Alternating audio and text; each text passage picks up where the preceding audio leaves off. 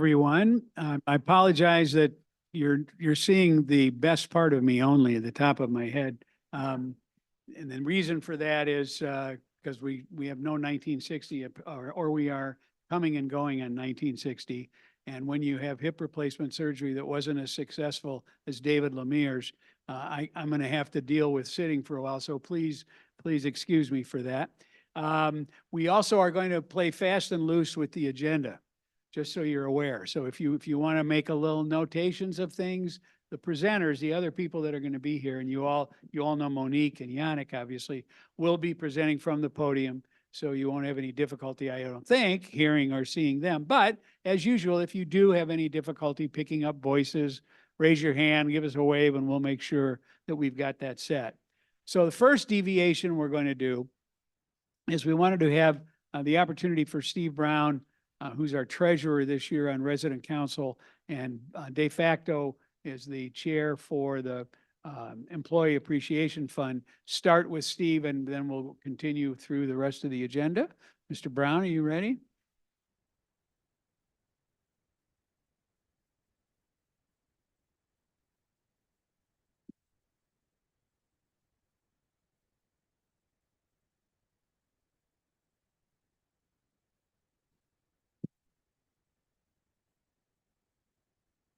Good afternoon to everybody. Can you hear me okay?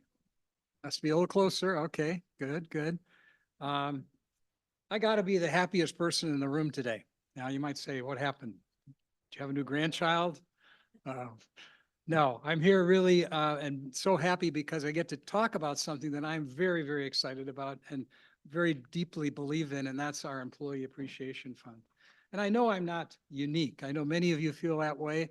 We kind of forget about it until this time of the year, but it's here and upon us. And for the next month, you're going to hear way probably more than you want to hear about the Employee Appreciation Fund. It's really a unique opportunity for us in our non-tipping community to come together and show our employees how much we appreciate what they do for us throughout the year, not just the end of the year, but way back in January, February, March, all those great things that they were doing for us. And it shows us to appreciate and tell them we appreciate their kindness, their competency, and their caring over those last 12 months. But before I get into talking a lot about the EAF, I want to talk about our sister organization here at the V that also does a lot for the employees, because we get a lot of questions. I get checks for the foundation, starting, last week, and they get checks for the EAF and so on. So let's take a look at the differences between our two sister organizations. The V at Grayhawk Residents Foundation is a organization that all of us as residents of V belong to, whether we contribute or not. We all are members. And their essential essence is to provide scholarships, post-secondary scholarships for qualified V employees and eligible dependents of those employees. 39 scholarships are now being used this fall, and all of the donations to the foundation are tax deductible. Now let's look at, to the left of the screen, the Employee Appreciation Fund. This is what I'm going to talk about today. This is run by the Resident Council, as Wynn suggested, and as its treasurer, I have the honor of being the person that spearheads this every year. These are voluntary contributions that we make to benefit our 230 approximately eligible employees. Each employee gets a holiday check based on, and this is will come in December, based upon the hours they worked in 2024. There is no differentiation based upon what their salary is, higher salary or low salary, all get the same amount hourly. And there's no differentiation based on the employees, who they work for, who their supervisor is, or anything like that. All the eligible employees are treated the same. The pot that makes the EAF go and provides for these holiday checks comes from us, and the dollars that we willingly donate over the next several weeks to make these holiday gifts so appropriate.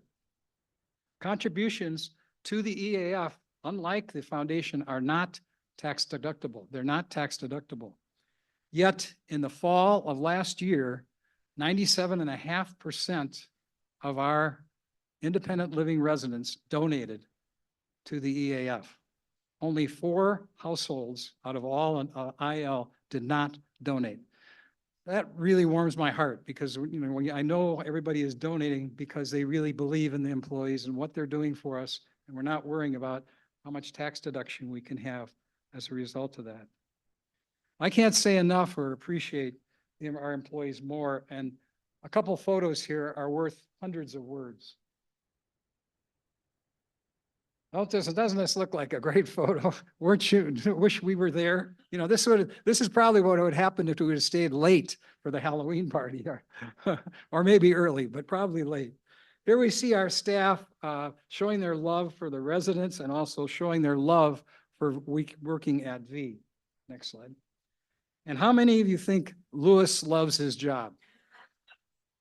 Okay. I think even before the 3 months were up for Employee of the Month, he won it, and it's right away. But here's an employee who started a new whole concept of the bar and has created a welcoming, friendly gathering spot for all of our residents. So it's amazing what the bar has done. Whether you have a drink there, eat there, or just stop and talk to friends while you're going through there. Let's briefly look at some of the services that are provided for us, because I think it's good to kind of overview these. And for me, it was really helpful because I forgot several of them and started getting comprehensive. Weekly housekeeping, that's really wonderful for all of us. And in the past, it's part of our monthly fee, but if we were staying at a resort or a hotel or whatever, what would we do when we checked out? We'd leave some money for housekeeping. So it's a service that we get without any gratuity or without any tip. And how many of us love the weekly fresh washed and ironed sheets? Now I've really gotten used to those. Well, this is a photo, the next photo of the ladies in our laundry department. These are behind the scenes employees that we don't see that add benefit to us every week through what they do. And they too get to share in an EAF check at the end of the year. Next, let's look at the things that Renee and Joe and others do to bring programs or bring us to programs around the Valley, the Hale Theater, Arizona Music Fest, Arizona Diamondbacks ball games, and also activities that are right here on campus. And the next bullet features the services of our culinary dining staff.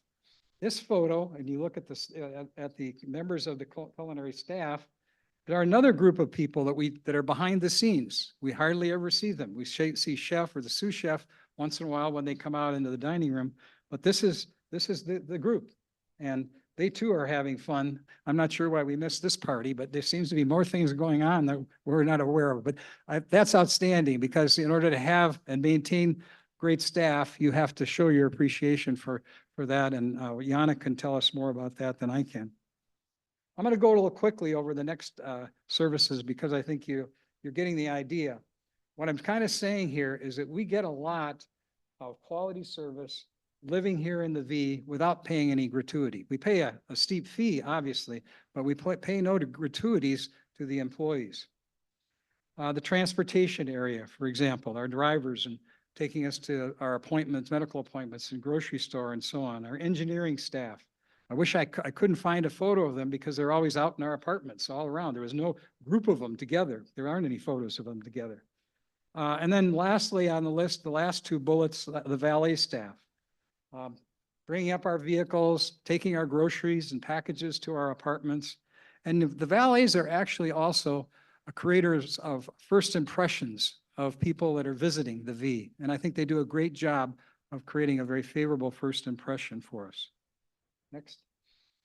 Finally, there's the numerous services provided by the front desk, our concierge, our office staff, and Billy, our security department led by Ron and Friendly Sue and other staff, and then the many additional services and staff that we see and we don't see. I didn't have much, and we don't get to see much of the HR department. We don't get to see much of accounting. We don't get to see much of sales. But they too, like culinary and the laundry and so on, are integral to the service experience that we all benefit from. Here's a final photo of a group of employees that you see quite a bit because they're around the front desk. I won't mention them all by name, but you can see Billy there, and you can see our head concierge, Rose. You can also see Renee back up in the corner there, and one of my favorites down front, Frankie, super valet, who is also one of our foundation scholars, graduate student now at ASU. Here's all these services put together in one slide. My takeaway from this is if we weren't living here at the V, we would be paying a gratuity for many, many of these services: housekeeping, valets, dining, drivers, more and more. So I know you appreciate, just like I do, our employees. So let's talk about the Employee Appreciation Fund. What's the most common question you get asked about the Employee Appreciation Fund? How much should we give? Right, how much should we give? And we've done some work, David Lemire did some work looking at other Vs, and we've been toying with it in our group here, Resident Council. You know, how much should people give? And we're convinced that many of the people that are brand new to the V, coming to this meeting for the first time, that's the question they ask at the end of this presentation: how much should we give? And if you're sitting to somebody to your left, they might say $300. You say, walk away, and you say, that's good, I'll write that check out for $300. On the other hand, if you talk to somebody on the other side of you as you're walking out, they might say $3,000. So we have people all over the place in terms of what they give and how much they give and what they think is appropriate. There's some very prominent people. I'm shocked when I see how little they give, and then there's some other people that blow my mind in terms of how much they give. So I think we need to, and the Resident Council invested in some thinking here in terms of what is at least some ballpark ideas as to what we could give. We're not telling you what to give. This is your personal decision. But let's look at a few things. And you're right. The question you're at is exactly right. People ask, how much should I give? Should the Resident Council actually recommend an amount to give? And yes, what should that be? During this whole brainstorming session, we came across this idea of how can we value all of these lists of services that we get. You know, some we may not use in a given day at all, or 2 days. Some we may use heavily. You know, we may have someone from engineering in our apartment. We may be using the valet. We may be dining. In some of those days, the equivalent, if we were out on the street, would probably be, you know, 25, 30, maybe more dollars of tips. Other days, it's, you know, really nothing. We don't use any of them overtly. Implicitly, we may use them. So we first stepped back and said, well, what would it be in 2022 if we were using this idea of a gratuity? So the next slide actually shows that based on the amount of money we raised last year, the average per day gift from all of us, and this is lumping all us together, was about $3.50 a day. $3.50 a day. As you think across all those services that we listed there, does that sound reasonable? Too high or too low? I hear more lows than anything, and I would agree with you. So, and this includes the care center. If this was just the IL, the amount given by independent living residents was about close to $1,400 for their check. In IL, it was closer to $1,100. Well, this continued frustration of how much to give, what to give, and so on, led the Resident Council to talk about this the last two meetings. And we came up with a stretch EAF goal. A stretch goal means in business, it's something that's challenging, but it's something that's reasonable, and we could do it. We can do it. And so let's look at the next slide. Our EAF stretch goal. Yeah, that's good. That's right. You're right. Yeah, my.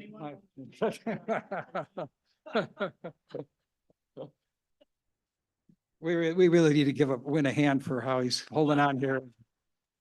And it's- Yeah, yeah, yeah. The slides that I see one slide, big slide, which is supposed to be up there, and then the next slide that's supposed to be coming. It's a little bit confusing, but you catch on to it. So what did we come up with as a resident council? We came up with an EAF goal of 2,000 for 2024, with the campaign coming up, that we would like to see each household at the V meet or exceed a $5 per day gratuity. Now, we're not going to do that. It's not a part of the V culture, but it's more of a framework to help us decide what should that amount be. And that translates, if anybody has their calculator handy, to $1,825. $1,825. That's the resident council's EAF goal. It does not mean you have to pay more, you have to pay less. This is just our best guess as to where we should start to try to find some guidance for the community in terms of what we should provide. Now, there are other facts that are important to making your decision as to what you want to give to EAF this year. Let's look at several of those, more specifically. First, tiers of giving, and this is historical. This is what people gave last year, being very transparent. As you see here, we divided it, and Tom Ensign did this little analysis into 4 tiers. We had a group of people that gave more than $2,500, representing about 11% of the total that we raised. The second tier, 25%.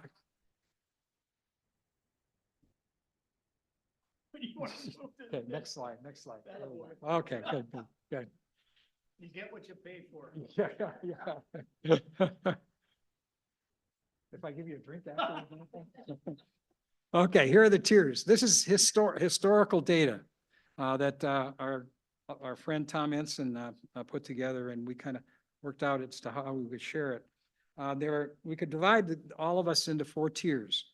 One tier was the people that gave the most, to over $2,500. They're 11%, so on, and it just goes on. This is more an FYI kind of slide, but a couple of things to say about it related to this idea of $5.50 as a potential guideline for an EAF contribution. If you look at, if you were in tier 1 and gave over $2,500, or if you were in most of them in tier 2, if you gave over $1,800, you would have contributed more than $5 per day for gratuities for your stay here in 2023. If you're in the top of tier 3, you were very close to paying $5 per day. So one of our logics in sharing all this with you is that we are obviously hoping that we will get more money this year than we had last year, and I'll tell you a couple of reasons why in just a minute. But we also want to tell you that for some of you, it's maybe a few $100s. And some of you that really believe in what we're saying here today, and maybe more than that, but still maybe something that you feel sincerely important to you and to the employees. One thing before we leave this slide, stay there, Win, is there's one significant, there are some significant contributions from tier 1 that are in jeopardy with this fall. There's a few people in our midst, as we would expect, that have health issues and transitioning in terms of their living, and they're vulnerable. So some of those contributions, in particularly tier 1, are vulnerable. So I'd ask you, those of you that can and may say, "Oh, I'm in tier 1 already. I'm already given $5 a day," to consider upping your contributions as well, because we're going to be dropping some of those current tier 1 contributions. Well, let's go to the next slide and look at some more facts to consider in terms of what you might give. The obvious one that everybody talks about is the cost of living. I learned the last couple of years, and I don't think this is known by the general public, But certain items that are very volatile in price, items like food, items like gasoline, items like utilities, aren't included in a lot of the inflation indicators because they're so volatile, And we stop and think a little bit about this, and the increase in those three areas have been around 30% since 2020, so quite significant. Those are three of the items that most heavily impact our employees. If you talk to our employees, you find out we've got employees living in Glendale, we've got employees living in South Phoenix and Laveen, people that come a long way because they want to work here. A lot of gasoline expense. And if they do live close by, their rents are high, meaning their utilities are high, so that's also a factor. So these three items in particular heavily impact employee pocketbooks. Now, as being in this position now for my second year, I have 2 years of historical data. And one other thing I think that is relevant here is that some of us as residents of V give the same amount every year. And I do this too for some of the charities that I don't, it's coming around tax time. It's, what are we going to give to this healthcare organization? What are we going to give to the Phoenix Zoo, or whatever your priorities are? But I'd really encourage you this year to go back and look at your EAF contributions from 23, and if you have them from 22 and even before. There are people here, not a majority, but there are people here that give the same year after year. And what does that mean to the employees? What are they getting? If they're sure they're getting less and less as a result of that, because the money is worthless. Yeah. So if you're contributing the same every year, you're actually contributing less to the employees every year. A couple of other important factors to consider for you. Our tipping policy. I like it, but it can't be overlooked in terms of its challenge to management and to us who are concerned about the employees. As Yannick knows better than any of us here, our employees have work options and could go somewhere else every day and get daily tips.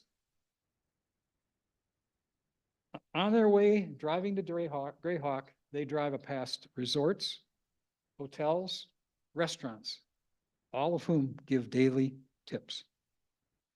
So our employees deserve a significant increase in their EAF checks to recognize them for all their loyalty and commitment and good work in 2024, but also to be an incentive to retain them for 2025. Not just past, but looking ahead. Coming out of COVID, there was a time when V really had to cut back on employees, and they used a lot of contract employees, and so the numbers were down, and our checks, EAF checks, went across fewer people. But that's changed over the last 2 years. We went from 188 eligible employees in 2022 to 230 eligible employees anticipated for this year. That's a huge increase. That means the same amount of money that we gave last year or the year before too has to be spread across more and more people. So that's important consideration when you look at your checking decision. So closing on all this about contributions. The council, the resident council asks for you to consider a significant increase in your EAF check this year. But we're not mandating it. We're not pressuring anybody. These are suggestions. If you find out that they're too much, we understand. But please, everyone, no matter what your situation is, stop and consider, is $2 or $3.50 a day worth it for all I get from our service workers here at the V? And finally, remember the confidentiality of your contribution. Although EAF is run by the resident council, they've assigned the council treasurer to be the one who sees and records the checks and goes over to the bank and knows what every person is given, but that's the only person, and that's continuing this year. So 2 final slides, nothing to do with raising money. Are you happy? Are you happy that's over? We have 2 initiatives that are that are exciting. When you leave here and you go into your cubby, there'll be an envelope, and the envelope will have a letter covering some of what we have discussed here, but in the interest of time, not covering as much as we would like to. One thing in particular that'll be mentioned in the second to last paragraph of that letter that you pick up is a new initiative inviting all of our residents to write a thank you note to our employees when you submit your check. So you go home, think about some of the things you've talked about with your friend, talked about with your partner, and you get ready to write it. You say, you know, I think I'm going to take advantage of that. I really want to write a thank you to the employees for all they do for us. Not a long piece, but a short little note. We will combine all those, and excerpts from those letters will go into the final envelope that the employees receive with their check expressing thank yous from the employees, voluntarily made. This is all part of another new initiative, which we're calling resident participation. In the past, we've been pretty far removed from the employees during the EAF process. But the big EAF day for the employees this year will be December 13th, Friday, December 13th. This is the day they get their checks. And thanks to Yannick's encouragement and working with Willow and Human Resources and Renee and other people in the cabinet, we will be sending out invitations very soon to all residents to participate in various ways on the 13th. If nothing more than celebrating as the employees come into the area where they're going to get the check, helping us give out the checks, and just being a part of judging an ugly sweater contest, lots and lots of things so that we can bring our employees closer to the residents who are actually providing them with this wonderful holiday gift. So I hope you'll look for some save the date information in the next few days and more information to come. And finally, with Residents Council approval, we've moved from a one person running EAF to an EAF team. And I'm very excited about that. You know all these people. Tom Ensign is a member of the Resident Council. I mentioned already how he's helped me in marketing, and he'll be helping also in fundraising and some performance metrics. We also have the Vicar team, Ed and Judy, who are going to be leading this greater resident participation as we get closer and closer to the December big date. And then I'll still be around as well. We got one more slide. Okay, yeah. So let's really show our wonderful employees how much we appreciate them and be especially generous this fall. Do we have time for a question or two, Chief? Or two questions? Okay. Yes, Carol. Catherine.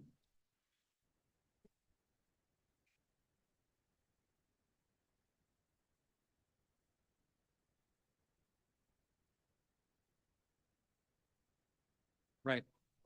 Right.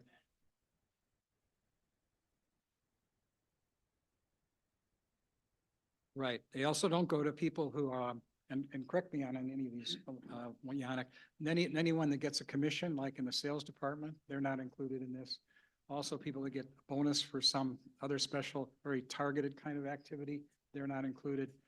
So of the approximately 250 employees, I've been told we have now, is that a ballpark?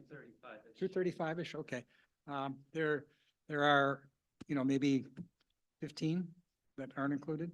Probably a little more than that. 20 or More than okay.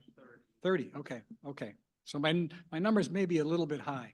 I'm getting varying numbers from HR and the CEO and other places, but that's a good point, Catherine.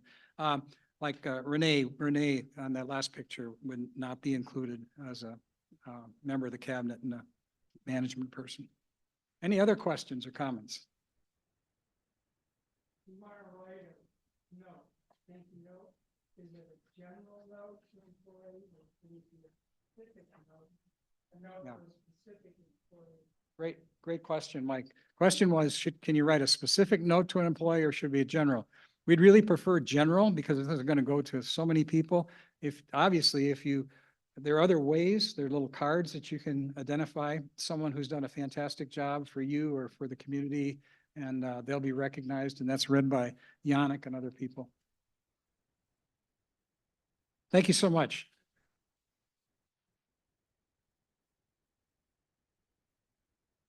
Wanted to underscore a point that Steve made, and that is that while he certainly has led an exciting new approach to this, there is a time frame and there is a campaign theme and all the rest of that. So we want to make sure that we adhere to those.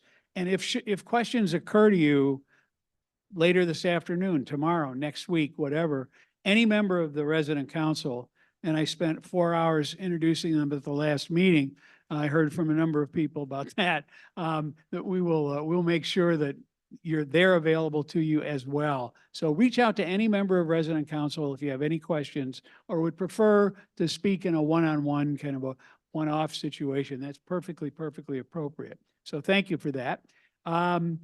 We only have 2 short committee reports, I'm told, this month. And so you can't blame me. We did extend an invitation to all of the committee chairs if they wish to make a report. Most of them, you'll recall, did a report last month. So there are only 2. First up is Liesl Nolan from Dining. Careful, yeah, you can get killed. Thanks, Liesl.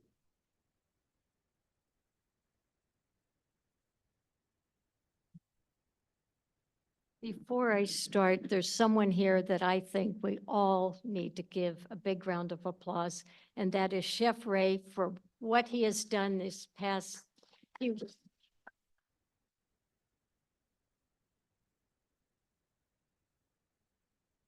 It's been a great 3 weeks. It's been a great time, but you and your committee and Greg and management really outdid yourself for the anniversary. Okay. Good afternoon. Our dining and culinary staff have been serving us nonstop this past month, and we are so grateful. We hope you have taken the time to thank each and every one of them for the fun events, delicious food, and awesome service that they provided. And yet to come is the ice cream social today from 3 to 4, a Halloween mix and mingle on Thursday, the Veterans Picnic brunch, and of course, our Thanksgiving brunch. At our last meeting, Chef Ray said he was getting positive feedback on the new menu items, but he continues to tweak and teach so that we have the best possible meals. He would like to have live action stations on the weekends and hopes to promote Spanish, Asian, and Italian weeks in the near future. A permanent server clearing station in the Prickly Pear is being built to replace the dividers. Greg and Chef encourage you to give any negative feedback the same day or evening so it can be addressed ASAP. Servers are assigned, also when in the Alpenglow, please do not ask for a specific table. Servers are assigned tables, and when you arrive, they are ready to serve you. Asking to find the perfect table just takes extra time. Good news, you may get the perfect table the next night. It has been brought to our attention that some residents have been going off on some of our servers. Miss Manners asks that you respectfully take up any problem with the dining manager that night. Because really, what could any of our employees do to warrant being yelled at? The mariachi brunch was a huge success. Chef Ray said that even though we cannot have this type of brunch every Sunday, he does plan to offer more of these special brunches during the year. Now here's the big problem. Sundays are our #1 brown bag day, almost 2 to 1 with many times 90 takeouts. It costs almost $5 for every brown bag, and that does not include labor. If you have noticed, items on the to-go menu are fewer than if you show up in person. The dining committee is meeting this week to address this issue of getting more residents in person to the dining room, and especially on Sunday. The weather is perfect, so maybe brunch on the patio would be great. Our next meeting is Tuesday, November 5th at 1 in the card room. Thank you, and remember to be kind. Bon appetit. Thank you, Liesel. Cameron Sharp, Building and Grounds.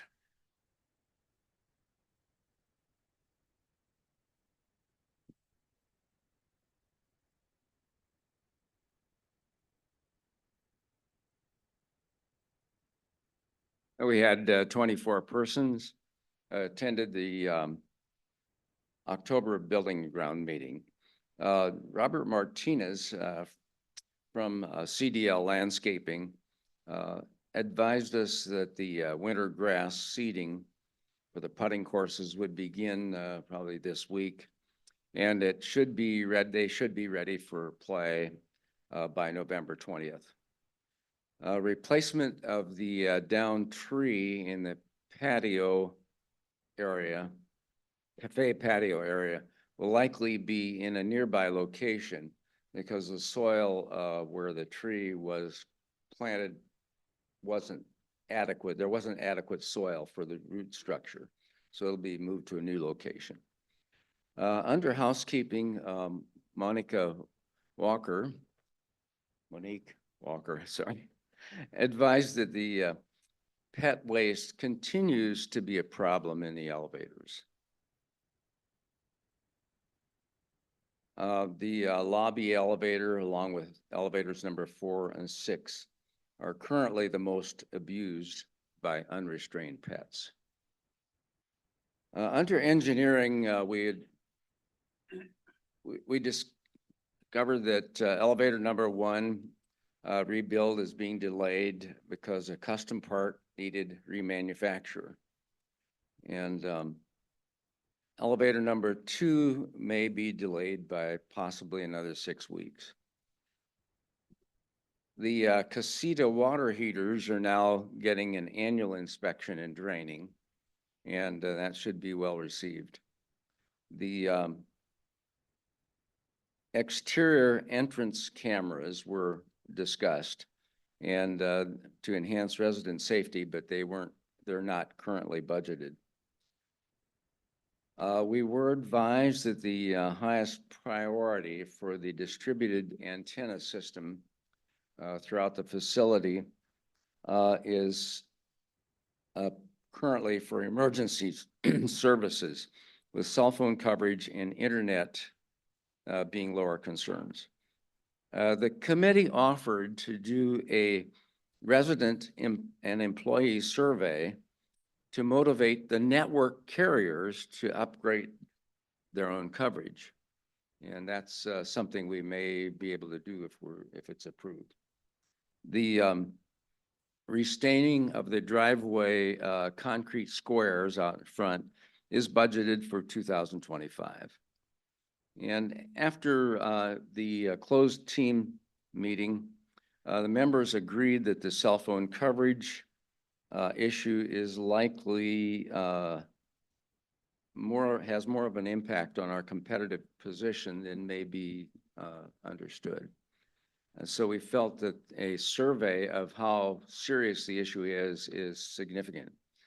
I have found personally that when I talk to some people, if they are in an apartment that faces a cell phone tower, they're oblivious to the issue. Quite a number of the others say, what cell phone coverage?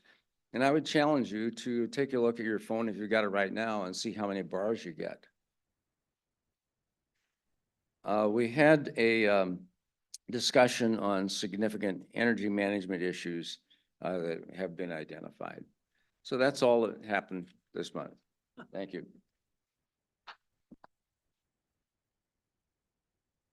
Thanks, Cam. The phase 2 and 3 status, you all received, what? I'm sorry? Uh-oh. The discussion that, or message that Yannick sent out last week about what's going on with the phase construction, I just mentioned that if he wished to take advantage of it, he's already covered it, so we don't have to worry about it unless you have updates that you want to refer to in just a moment. 2 more quick things that we're going to chat about that are new resident council initiatives. One you're well aware of already based on what you've heard about the election, but we also adopted a new records retention process, and Vice Chair Kevin Nolan is going to present that to you.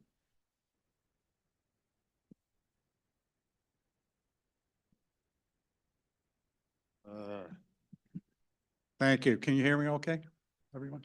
Good. Well, we've been, for the last at least 6 months, been working on a records retention policy.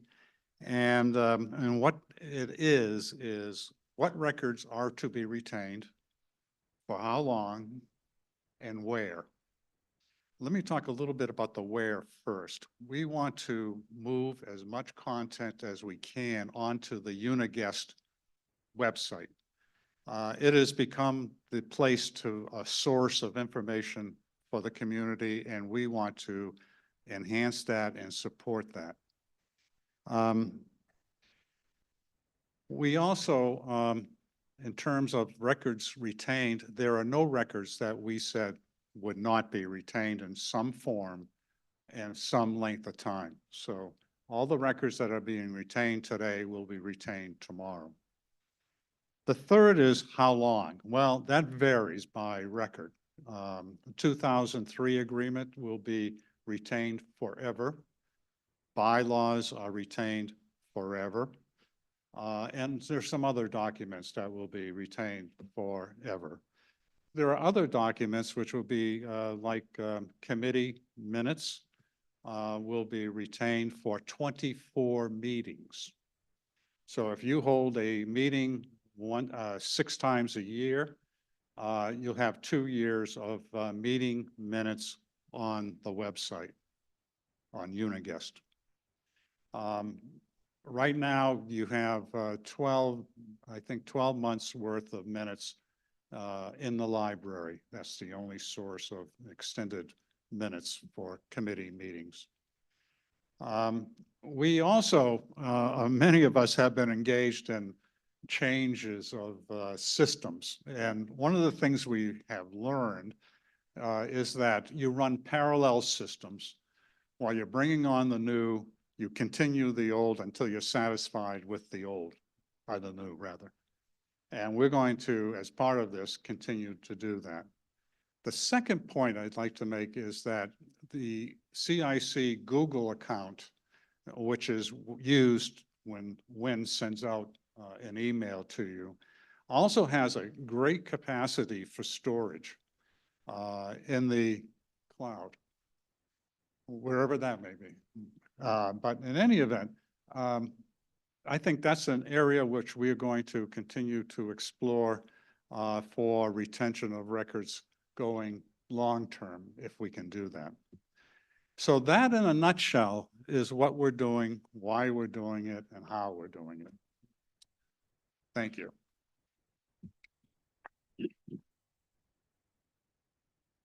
Thanks, Kevin. The council adopted the new policy unanimously. It will be posted based on the priorities you just heard about and for lasting as long as though that new policy permits. So feel free to, again, ask a resident council member or look in the book in the library, et cetera, and online with Uniguest for the information about that.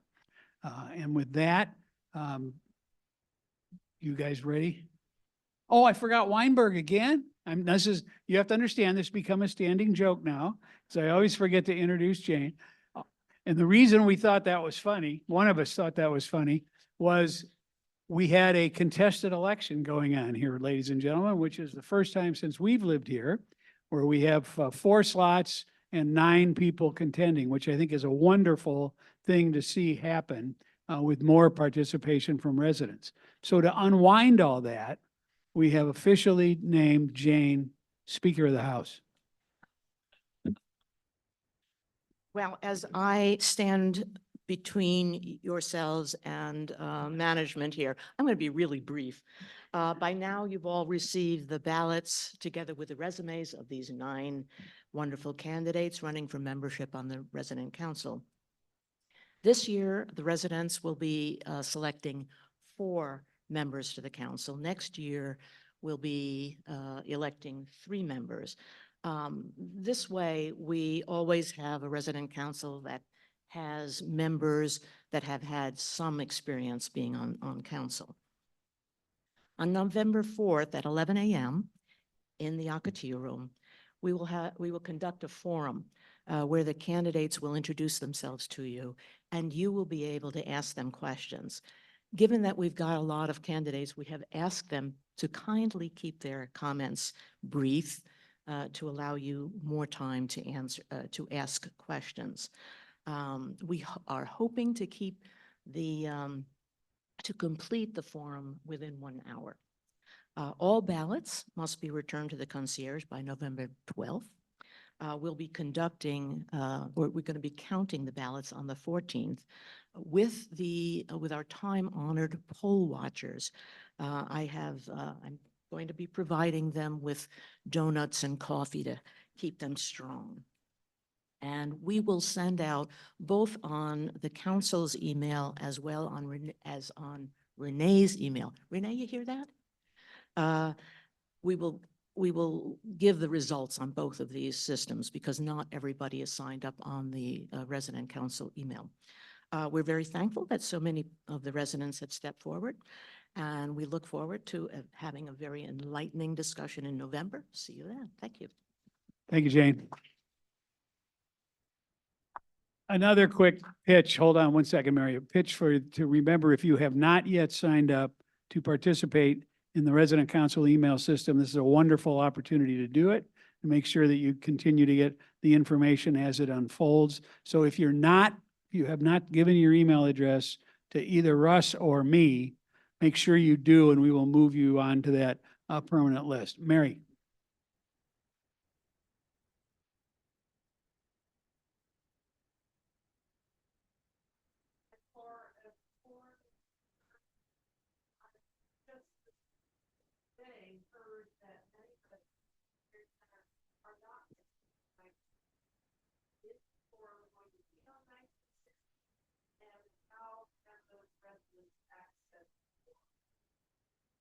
I have no idea if it was originally going to be on 1960 or not, but we'll sure, is that typical, Renee, for that to be, well, we haven't done one in 35 years, so we don't. Would we normally put something like that on 1960?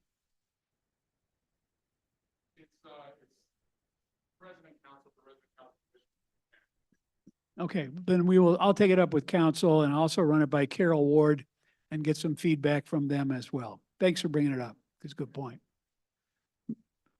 Sir, hey, ma'am, however you want to do this, you guys go for it.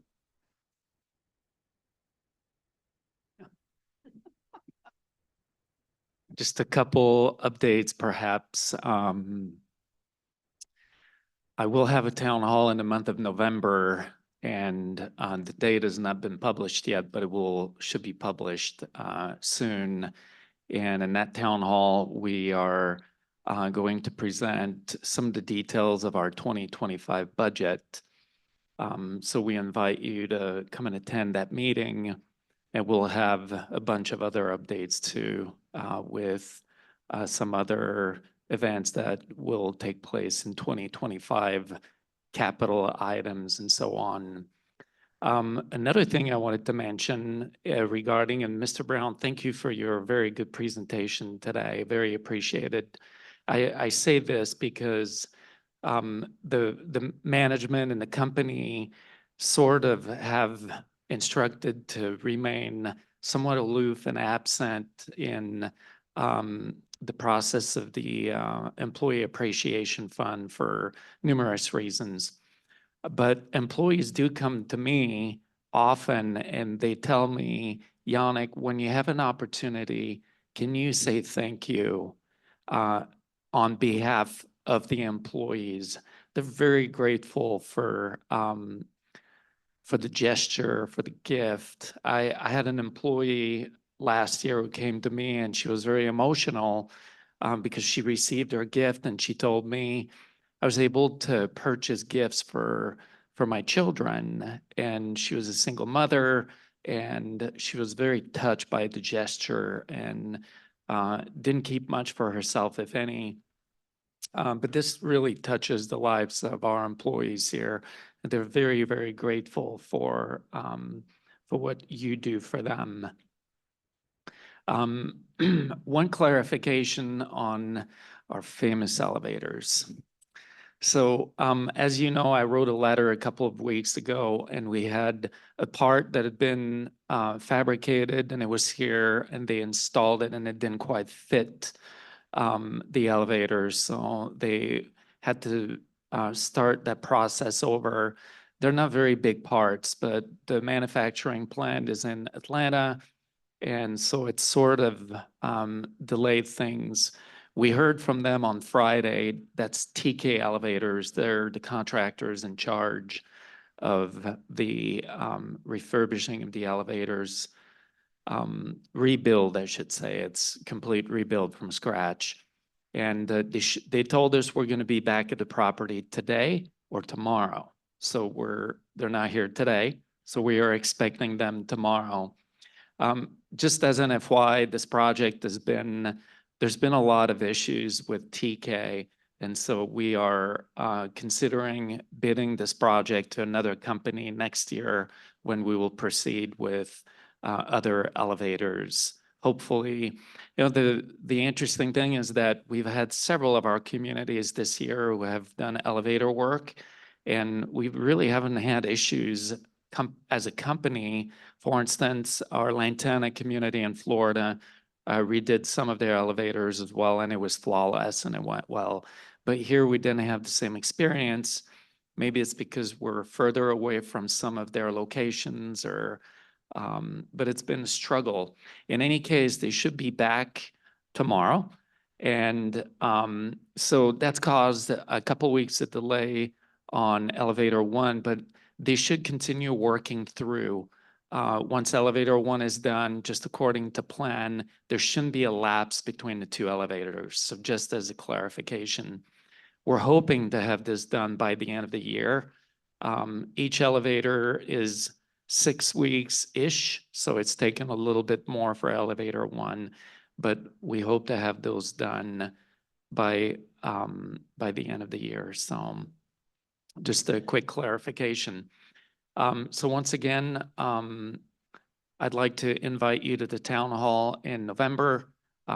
We have worked really hard on the budget for 2025 to renormalize the monthly fee increase. We've already had some discussions with the finance committee. And also we have presented that budget for next year to, I've presented it to my boss and his boss, and we are very near completion. So in the next couple of weeks, we'll be able to present that to you as it will be made official. So look for this date to come out probably this week. It should be in the middle of the month of November where we gather to discuss that amongst other items. So thank you. I know there's an event in a few minutes, but I usually don't mind taking a couple of questions if there are questions. If not, all right, I see some hands, so we'll pass the microphone here.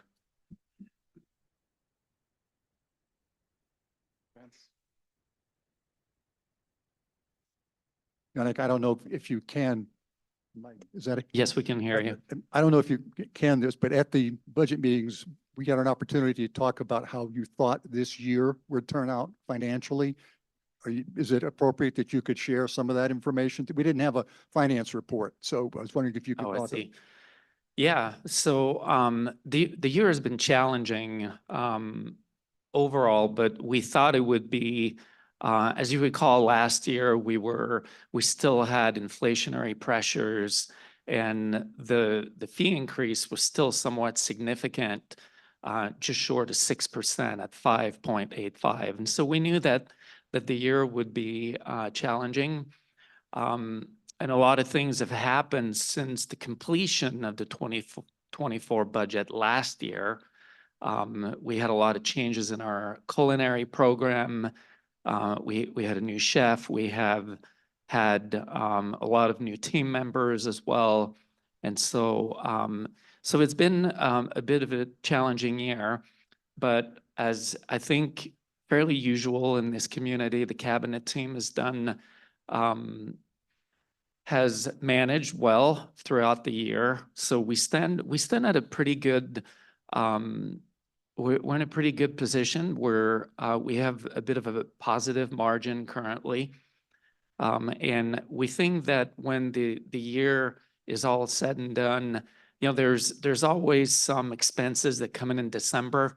We anticipate them because they're budgeted, but they have not been withdrawn, so to speak. For instance, some of the costs in marketing, usually we get billed for that at the end of the year. So, so we do think that we will end the year with maybe 100,000 or 150,000. We'll see how a lot of that will depend on how the care center does toward the end of the year. So it's a good year. It's been a little bit more demanding on management to manage really closely so that we can deliver the services. The good thing this year is that the staffing of the community has been good. So we were very challenged 3 years ago. I remember when I arrived at the community, we had around 50 open positions. And we worked this problem through. Today, we probably have a single digit open positions. So that has changed a lot, and it makes a really big difference on our flexibility as a community. So that's my report on the finances. We should have what I would call a good year. It's been challenging, but we should have a little bit of a surplus. Not much at the end of the year, but nonetheless, we should see that. Thank you, David. Just quickly, how is the carpet remanufacturing, the mistake going? Yes. So I have confirmation the carpet has been, so for those who didn't know, I did send a letter on that too. But there are, I believe, 4 different carpets in our corridors. 2 of them were manufactured without any issues, but 2 of them had small defects. So they stopped production and they kind of had to go back. I'm not sure exactly how it all works, but this caused a little bit of a delay. The new ship date that they gave to us was November 8th. But I heard last week on Thursday that the process has been completed. So the carpet is ready to ship any day now. And I've been in contact with the Chicago office, and well, there we go. Goodness, saved by the bell. Let's see what goes on here, and we may have to. We're safe in this room. We have 2 hours, I'm being told. I hope it's a false alarm.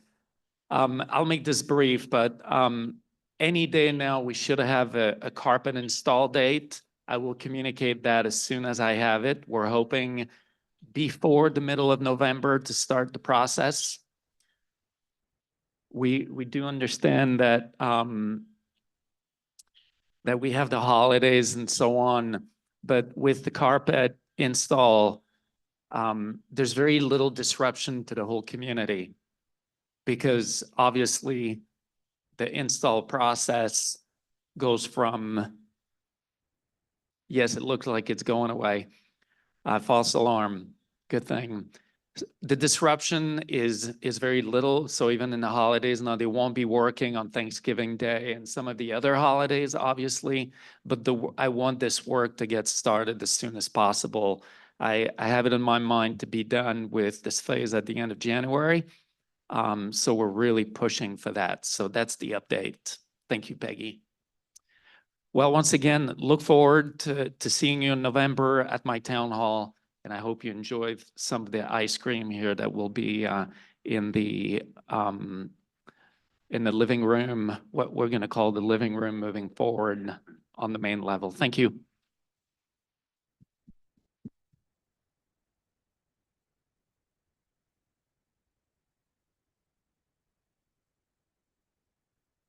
Hello, everyone.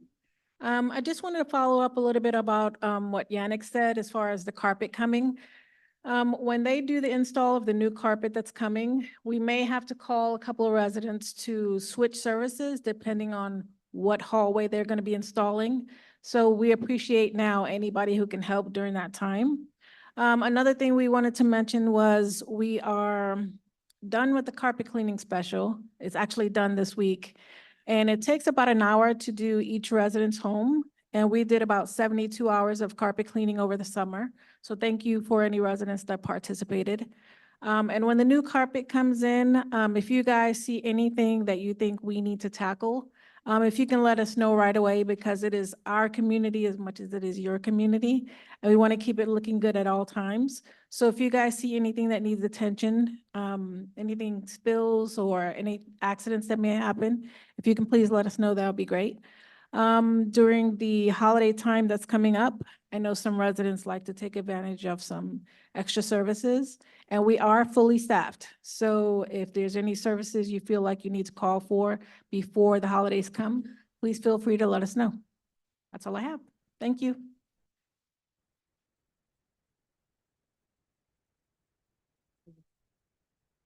We're going to be doing this just for fun, switch back and forth. I forgot one thing.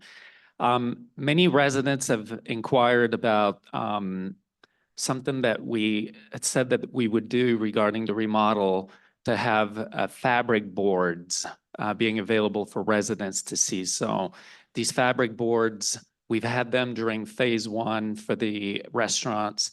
And so it's taken longer than I wish. I don't know what's so long about doing this, but what takes so long? We're going to have them on Wednesday. All right, they're coming in, they're going to be installed in front of the sales office on the first floor.